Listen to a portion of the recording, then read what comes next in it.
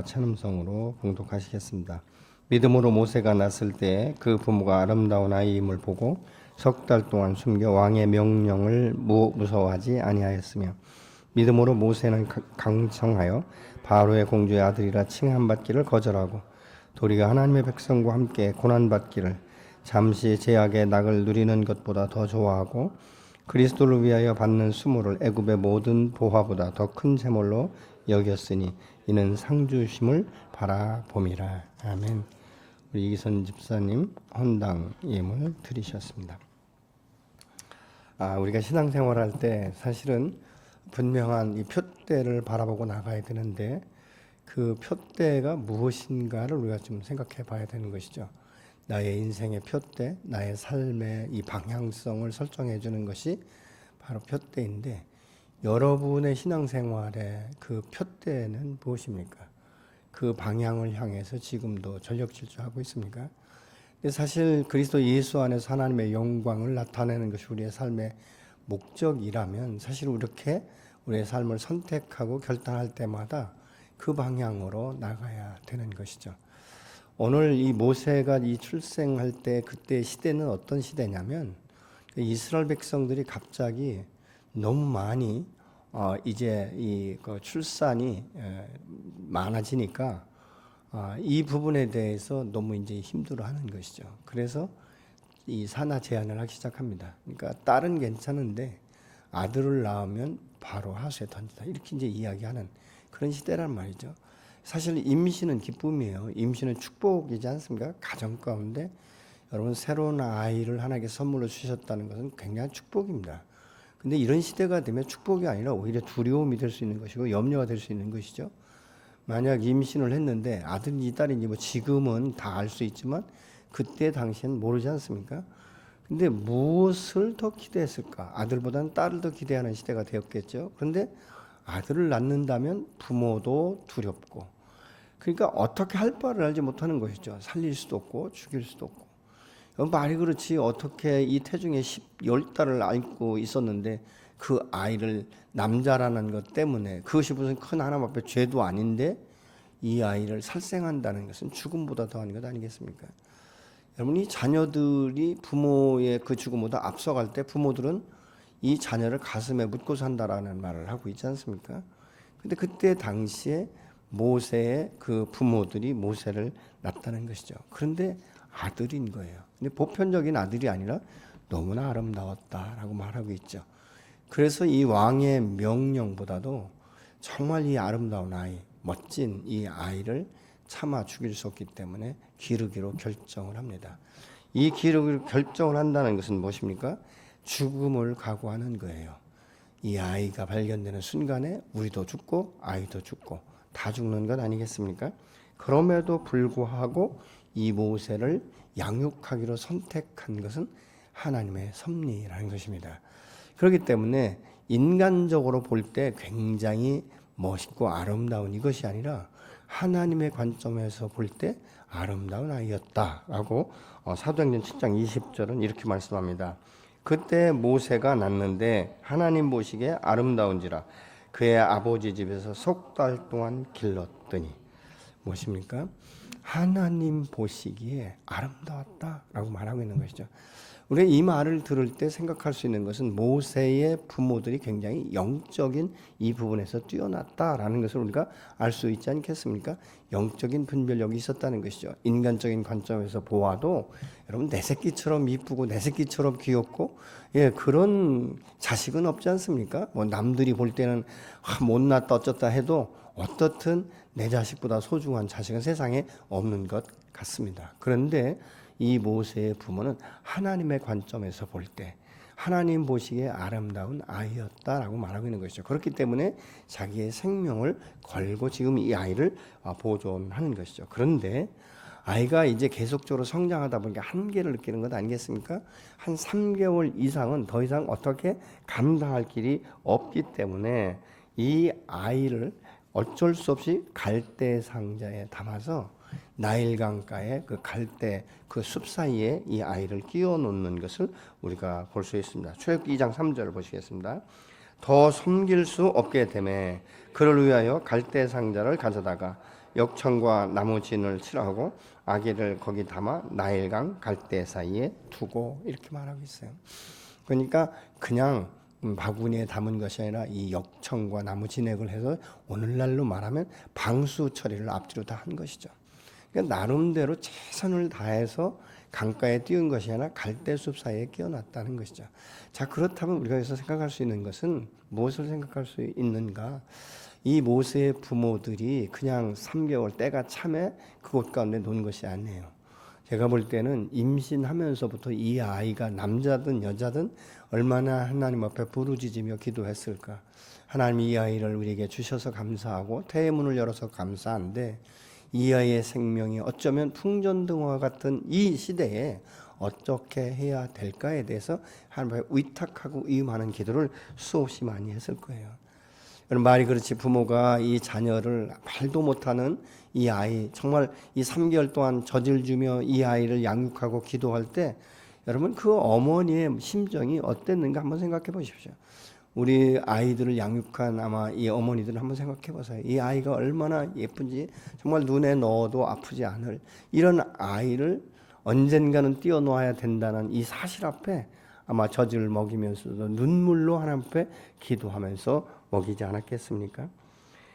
그래서 부모가 스스로 생명을 지킬 수 없는 이 상태가 되니까 어쩔 수 없이 이 밖으로 내보내는 것은 사실은 자신의 죽음보다도 더 고통스러운 것이죠. 어쩌면 내가 죽고 이 자식만 내놓고 살릴 수만 있다면 아마 부모들이 다 죽는다 할지라도 이 아이를 살리고 싶은 이 선택과 결단을 했을 것입니다. 그럼에도 불구하고 자신의 그 생명을 내어주고도 살릴 수 없기 때문에 내어놓는 이 부모의 그 마음이 어땠을까? 아이를 그곳 가운데 놓고 차마 발길을 돌릴 수 없어서 아마 굉장히 많은 망설임 가운데 바라보고 돌아보면서 나갔을 것입니다. 그런데 여러분 이들의 기도를요 하나님께서 얼마나 들어주셨는지 돌아서면서 바로 바로궁에서 공주가 목욕하기 위해서 나일강변에 나와서 거닐다가 그 하녀들이 갈대숲 사이에 있는 이 갈대 상자를 발견합니다. 이 갈대 상자를 발견하면서 갈대 상자를 여는 순간에 아이가 얼마나 울었겠습니까? 그곳에 갇혀 있었던 아이가 울으니까. 근데 딱 볼 때 여러분 히브리인인 것을 모르겠습니까? 이 정확하게 히브리인인 것을 알았어요. 그렇지만 하나님께서 그 공주의 마음 가운데 모성애를 작동시키셨기 때문에 이 아이를 자기가 이제 아들로 삼기로 결정을 합니다. 그리고 그 모세 누이를 통해서 이 어머니가 유모로 이제 발탁되지 않습니까? 젖을 뗄 때까지 이 아이를 정말 내놓고 키우면서 무슨 메시지를 줬을까?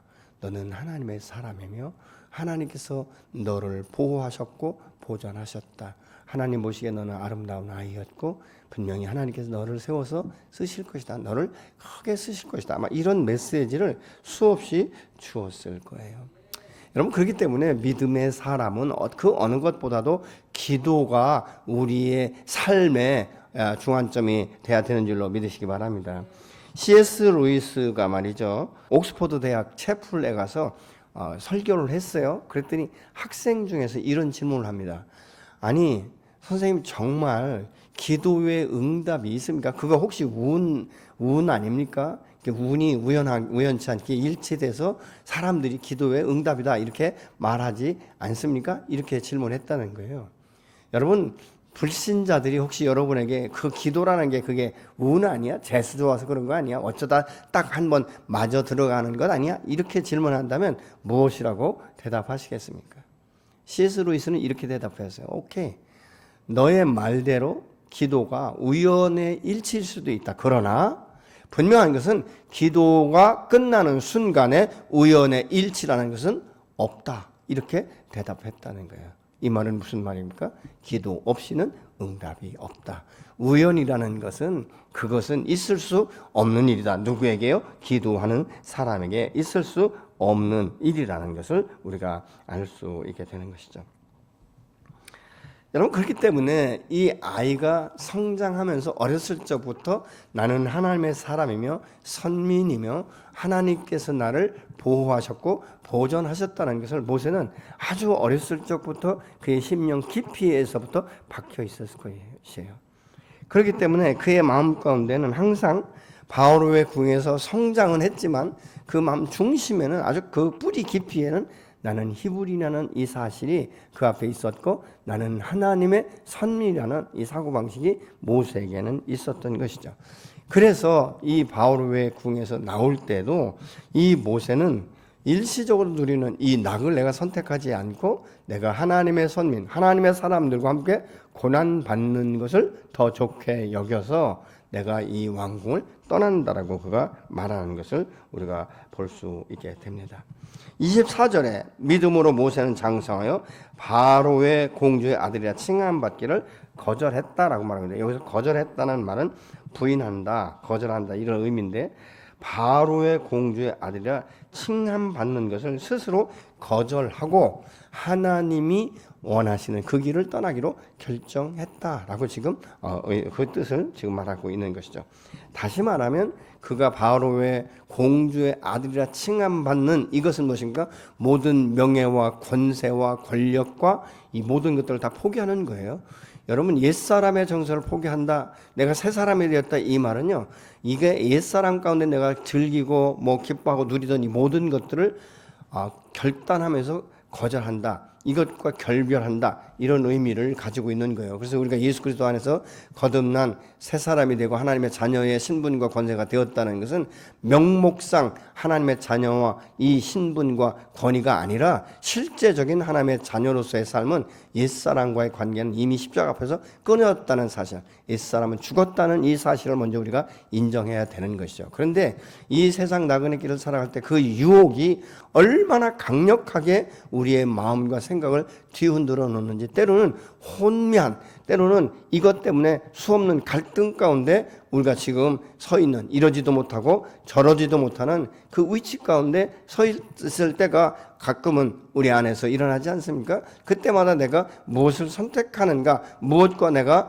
정말 협력하는가를 바라보면 내가 지금 어떤 사람이면 나의 믿음의 그 수준이 어느 정도인가를 알아볼 수 있는 그런 기회가 되는 줄로 믿습니다. 하나님의 사람으로 사는 것이 이 고난의 그 길인 것을 알면서도 하나님의 사람으로 살기로 결정한다는 것은 잠시 누리는 제약의 낙을 포기했다, 이런 의미인 것입니다.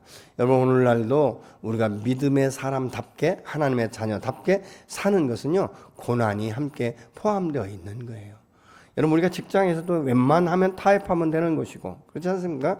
웬만하면 눈 감아주면 되는데도 불구하고 그것을 할 수 없는 것은 무엇입니까? 내 안에 하나님의 의가 있고 하나님의 거룩한 성품이 내 안에 있기 때문에 예스 할 만한 그때에도 나는 노라고 말할 수밖에 없는.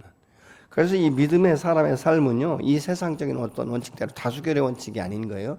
하나님의 뜻인지 아닌지를 먼저 분별할 때, 남들이 다 예스라고 말할 때 내가 노라고 말할 수 있는 것이고, 남들이 다 노라고 말할 때 그것이 하나님의 뜻이면 나만은 예스라고 말할 수 있는, 때로는 외롭고 고독한 그 길이지만 그 길을 가는 것을 선택할 때 모든 것들은 하나님께서 책임져 주시는 줄로 믿으시기 바랍니다. 그렇기 때문에 내가 인간적인 생각으로 금방 망하는 것 같고 인간적인 생각으로 인간관계가 끝나는 것 같지만 아니요, 하나님은 반드시 새 길을 열어놓으시는 줄로 믿으시기 바랍니다. 저는 저의 인생 가운데 이런 것들을 참 몇 번 경험한 적이 있습니다. 내가 그렇게 하지 않으면 나도 편안하게 신앙생활을 할 수 있었고, 편안하게 내가 그곳 가운데서 뭐 직임을 수행할 수도 있었지만 그렇게 할 수 없는 것은 아니라고 말할 때 많은 이 핍박과 곤란이 왔지만 내 하나님은 살아계시기 때문에 오히려 거기서 피할 길을 여시면서 다음 그 시간이 되어지니까 그들의 그 실상이 드러나게 하시는 그 하나님을 저는 수없이 경험한 적이 있습니다.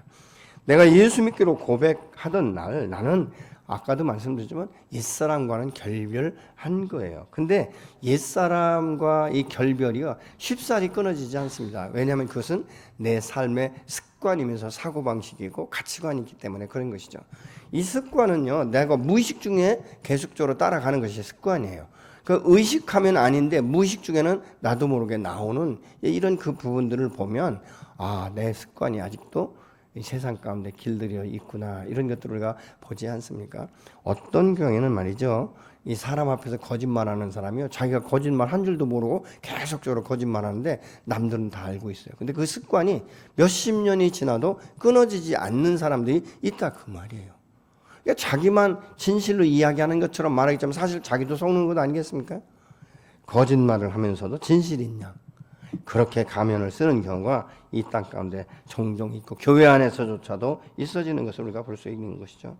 여러분, 세상의 명예와 권세와 부귀와 영화, 이 모든 것보다도 내가 예수 안에서 주님을 알아가고 주 안에서 발견되는 것이 내 세상 가운데 가장 고상한 것이고 진리라는 것을 우리가 깨닫게 되면 이 세상과 연계된 이 모든 것들을 하나하나 끊어갈 수밖에 없는 것이죠. 왜냐하면 하나님께서 내게 주시는 길은 다 새로운 길이에요.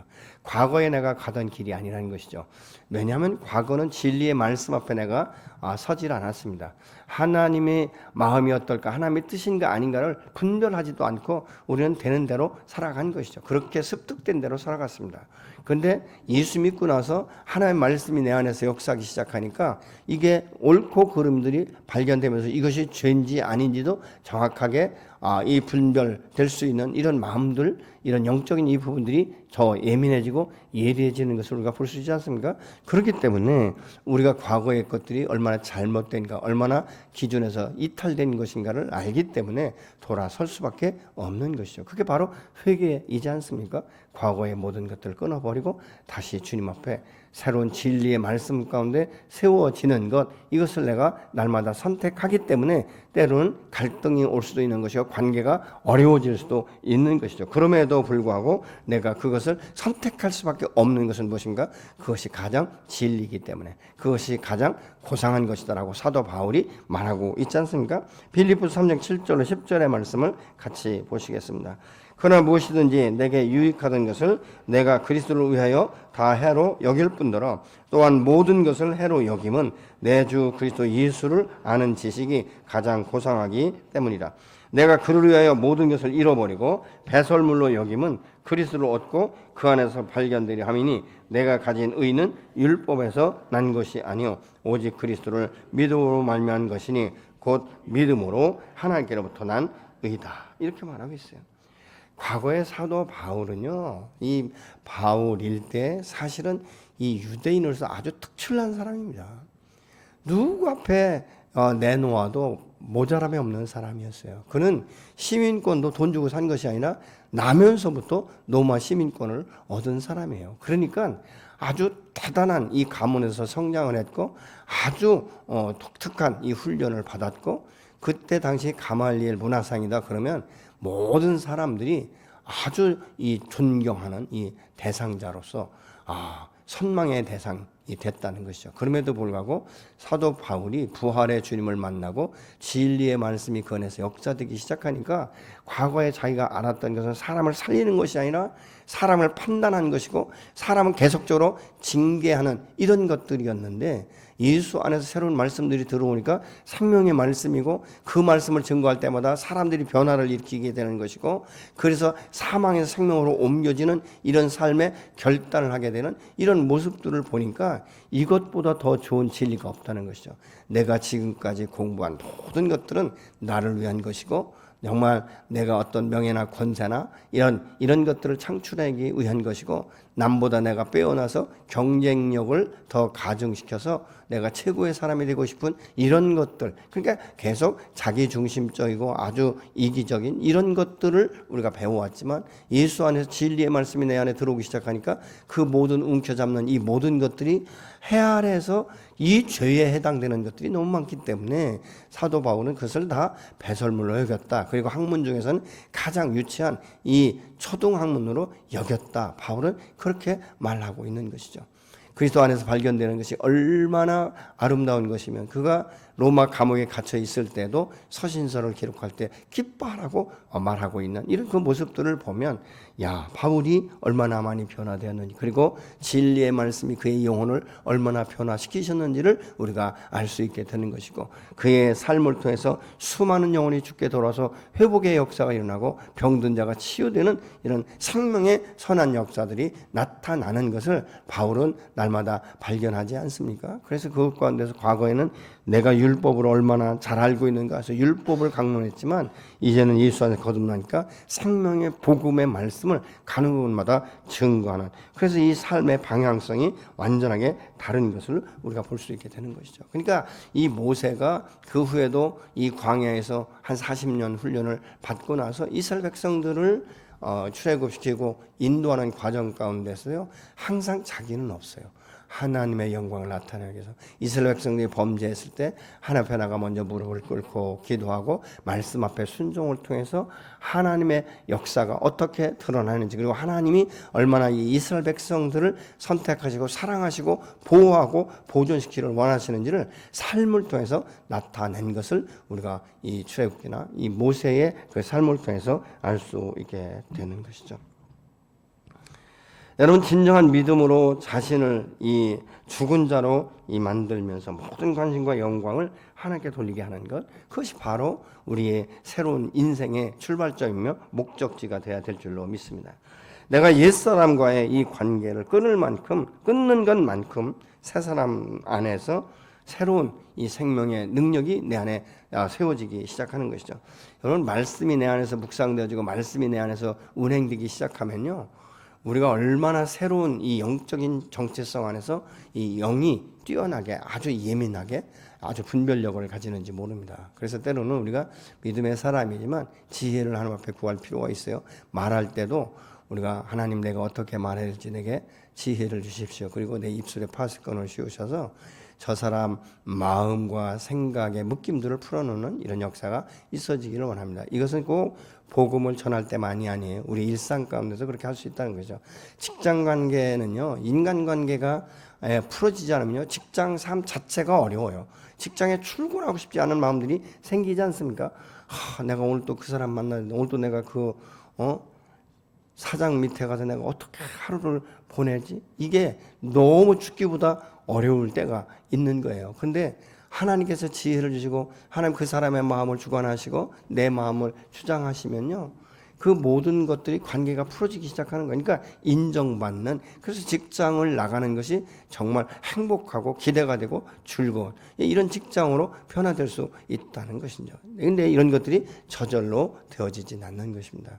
먼저 주님의 나라와 의를 구하고 주님 앞에 간절히 기도할 때 하나님께서는 내게 과거에 생각하지 못했던 이 생각들을 하게 하시고 말을 하게 하시는 이런 역사가 일어나게 된 줄로 믿습니다. 여러분, 우리의 삶 가운데 선택권이 주어졌을 때 우리는 날마다 더 중요한 것을 선택할 수밖에 없는 것이죠.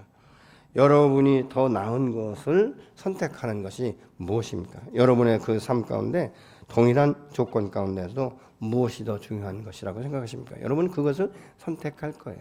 우리가 주일에 예배 드리는 것도 마찬가지죠. 예배를 선택할 것인가, 내가 다른 곳에 갈 것인가, 이 모든 것들은 선택이에요. 그래서 우리가 이 선택하는 것은 항상 사람은 보면요, 내가 좀 더 나은 것, 더 중요하다고 생각하는 것에 의해서 선택하는 것들을 우리가 보게 됩니다. 그것이 우선순위예요. 내가 무엇을 선택하는가를 보면 내 마음 중심이 어디에 있는가도 알 수 있게 된다, 그 말입니다. 하나님의 사람은 먼저 하나님의 나라와 의를 기억하고 하나님 중심적으로 내가 생각하려고 계속적으로 노력하고 주님 앞에 지혜를 구하고 주님의 성령을 통해서 도우심을 우리가 구할 때, 여러분, 주님은 그런 부분이 반복적으로 훈련되어지면서 나중에는 감각적으로 알게 되는 것이죠. 왜냐하면 그 모든 것들이 우리 안에 습관화되기 때문에 그렇습니다. 여러분, 우리가 내가 주님을 사랑합니다, 이 고백이 사실 우리의 날마다의 고백이 돼야 되는데요, 내 삶이 그러면 주님, 내가 주님을 사랑합니다, 주님 나를 더 사랑해 주세요, 이런 고백을 하지 않아도요, 가만히 앉아 있어도 내가 주님이 나를 사랑하고 주님이 내 안에서 역사하신다는 것을 알 수 있는 거예요. 그렇지 않습니까? 여러분, 왜 자꾸 아이들이 보채고 엄마 앞에 나가서 자꾸 나 좀 봐달라고 이렇게 얘기하는지 아십니까? 엄마의 사랑이 배고픈 거예요. 우리가 하나님 앞에 나가서도 구하는 것도 보면 알아요. 내가 어떤 부분이 지금 연약하고 어떤 부분이 가장 부족한가. 그래서 그것을 채워달라고 기도하는 것이 보편적인 상식이에요. 저 자신도 지금 헌당에서 그렇게 기도하고 있고요. 그러나 또 반대편으로 보면 하나님께서 이 부분에 대해서 정말 내가 생각하는 것만큼 생각해 주지 않으실까? 내가 생각하고 내가 기대하는 것만큼 하나님 나에 대해서 무관심하실까? 그렇게 생각해 볼 수 있는 거예요. 여러분, 하나님은 나보다도 나를 더 잘 아시고 나의 필요를 내가 구하기 전보다도 더 잘 아십니다. 그렇기 때문에 내 필요를 구할 때는 하나님께서 바로 응답하시는 이런 역사들이 우리의 일상이 되어야 될 줄로 믿습니다. 여러분이 오늘 가장 필요한 것이 무엇입니까? 그것이 무엇을 위해서 그것이 필요한가? 우리가 생각해 볼 수 있는 거예요. 여러분, 그래서 우리가 기도할 때도 무조건적인 내 필요가 아니라 내가 이것을 구하고 이것을 응답하실 때 내가 무엇을 위해서 이것을 사용할 것인가, 어디에 사용할 것인가를 먼저 생각해 봐야 되는 것이죠. 내가 하나하나의 일 가운데 정말 하나님의 뜻을 따라 살기로 결단했다면 그것이 처음은 미약하지만 반복적으로 지속되면 그것이 아름답고 아주 견고한 그런 하나님의 사람 안에서 믿음의 그 삶, 그래서 예수 그리스도가 기초가 되고 그 안에 아름다운 건축을 우리가 할 수 있는 것이고 우리 인생 가운데 하나님 안에서 내 삶이 행복했다라고 고백할 수 있는 그런 시간들이 우리 안에 있어야 될 줄로 믿습니다. 여러분, 오늘날 우리의 그 신앙이 성장되고 믿음 안에 건강하게 세워지고 하나님을 사랑하면서 그 진리 가운데 진정한 자유를 누리기 위해서라면 우리의 옛사람의 정서와 명예와 이 권세를 내려놓는 것들이 선행되어야 될 줄로 믿습니다. 이것을 놓지 못하면 하나님이 주시는 이 복을 얻지 못하게 되고 받아도 누릴 수가 없는 거예요. 여러분, 거절이 어떻게 보면 소극적인 차원이라면 선택은요 적극적인 차원이다. 우리가 그렇게 말할 수 있는 거예요. 그래서 우리가 이 거절하는 것이 더 나은 선택을 위한 것이 되어야 된다는 것이죠. 누구든지 선택하는 것을 보면 그 사람의 궁극적인 가치관이 무엇인지를 알 수 있게 됩니다. 모세가 하나님의 백성과 함께 고난받는 것을 선택할 수 있었던 것은 상 주시는 하나님을 바라보기 때문이다라고 지금 말하고 있지 않습니까? 잠시 잠깐 지나가는 이 세상을 우리가 바라보는 것이 아니라 하나님과 함께하면서 영원한 것들을 바라보고 영원한 세상을 향해서 우리가 한 걸음 한 걸음 나가는 것이죠. 여러분, 그래서 우리의 삶은 말이죠, 한 걸음 한 걸음 나가는 그 삶은 하루하루의 삶이 보람이 있게 되는 거예요. 기쁨이 되는 거예요. 감사가 될 수 있는 것입니다. 그렇기 때문에 믿음의 사람은 하루를 살고 피곤하다, 못 살았다, 뭐 이렇게 나는 오늘 실패했다, 이것이 아니라 여러분, 실패했다라고 생각되면 어디에서부터 내가 이 실패의 것들을 선택했는가, 내가 어디에서부터 길을 잘못 가고 있는가를 우리가 알 수 있어야 되지 않겠습니까? 제가 과거에 이 예수 믿기 전에는요 참 산행을 많이 했어요. 등산을 많이 하다 보니까 이런 생각들이 가끔 들 때가 있어요. 내가 앞서가는 사람보다 빨리 가려면 질러 가는 것이다. 그러면 질러 가는 길은요 길이 없는 길을 찾아가는 거예요. 그래서 막 신바람 나게 열심히 올라가거든요. 근데 한참을 가다 보면 어느 순간인가 보면 길이 콱 막혀서 사방팔방으로 길이 막혔어요. 그러면 굉장히 당황되거든요. 근데 언제가 제일 당황되냐면요, 해가 뉘어질 때. 산은요 밤이 급속하게 찾아옵니다. 이 지상하고는 달라요. 그렇기 때문에 굉장한 두려움이 오는 거예요. 야, 이거 산에 갇히면 안 되는데. 그래서 뭐 그때부터는 막 소리 지르고 막 이러면서 계속 길을 찾을 때까지 후회하면서 내려오는 거예요. 그 다음부터 조신하게 다니는데 그러다가 또 한 번 또 병이 나면요 또 질러 다니는 이 길을 찾으려고. 별거 아닌데, 남보다 먼저 가면 뭐 그렇게 유명한 것도 아닌데, 그렇지 않습니까? 내가 무슨 히말라야 산을 정복하는 것도 아니고 한 번도 안 가본 어떤 봉우리를 정복하는 것도 아닌데 사람의 마음이 조급해지는 거예요. 사람의 마음이 조급해지면 여러분 바른 길 찾기가 어렵습니다. 이런 것들을 우리가 볼 수가 있는 거예요. 그렇죠? 왜냐하면 우리의 옛사람은 대부분이 다 이기적이고 자기중심적인 것들이 너무 많습니다. 그래서 우리가 이런 부분에 있어서 선택할 때 우리가 기도도 하지만 선택의 우선순위를 둘 때 히브리서 12장 2절의 말씀을 같이 보시겠습니다. 믿음의 주요 또 온전케 하신 이인 예수를 바라보자. 그는 그 앞에 있는 기쁨을 위하여 십자가를 참으사 부끄러움을 개의치 아니하시더니 하나님 보좌 우편에 앉으셨느니라. 예수님은 십자가 상에서 우리의 죄를 대속하기 위해 죽으실 때도 부끄러워하지 않았다라고 말씀하고 있습니다.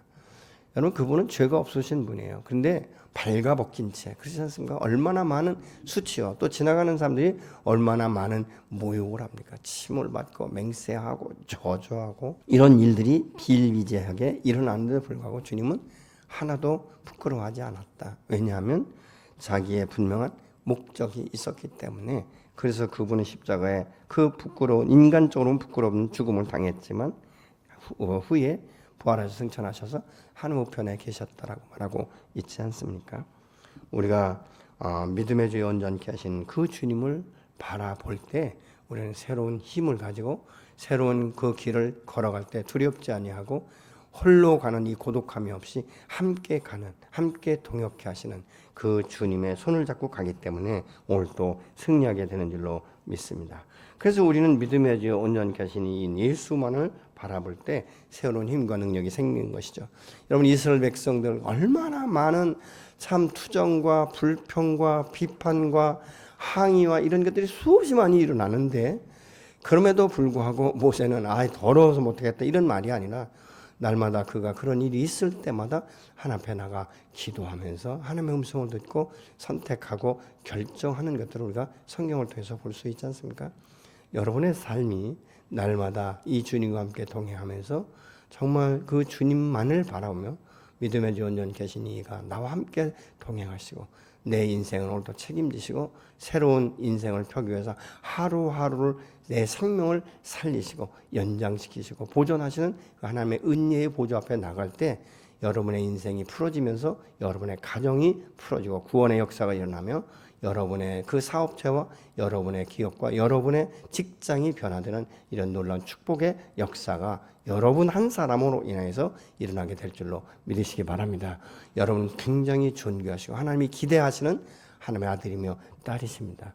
여러분 정말 내 생각과 내 형편과 현재 어떤 이런 처지에 대해서 나는 부족한 사람, 나는 아무것도 아니다 이런 것보다는 그래도 나를 나되게 하신 하나님 오늘도 나와 함께 하시며 나를 통해서 이 땅과 열방을 변화시키시기를 원하시는 그분은 당신의 목적대로 나를 쓰기 위해서 오늘도 다듬고 계시다는 이 사실을 우리가 조금이라도 기억한다면 우리의 삶은 지금보다 훨씬 더 가볍고 훨씬 더 아름답고 역동적으로 진취적인 이 삶을 살아갈 수 있는 이 열정적인 삶의 사람으로 변화될 줄로 믿으시기 바랍니다. 하나님은 내가 생각하는 것보다 훨씬 더 나를 새롭게 보시고 더 기대하고 계시고 나를 통해서 하나님의 나라를 확장하고 주의 영광을 나타내는 너는 나의 사랑하는 아들이다 라고 나의 딸이다 라고 말씀하시며 나는 너의 형편과 처지를 알기 때문에 이것을 반드시 내가 통과하게 할 것이다. 지나가게 할 것이다. 그리고 너를 통해서 나의 영광을 드러나게 할 것이다 라고 약속하시는 하나님, 그분은 사신 하나님이며 전능하신 하나님이며 날마다 내 표이신 하나님인 줄로 믿으시기 바랍니다.